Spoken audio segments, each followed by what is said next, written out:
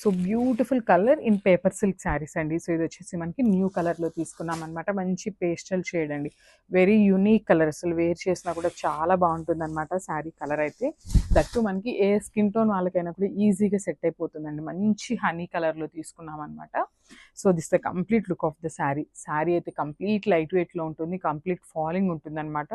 So transparency అయితే ఉంటుందండి, because paper silk అంటే చాలా పల్చగా ఉంటుందన్నమాట.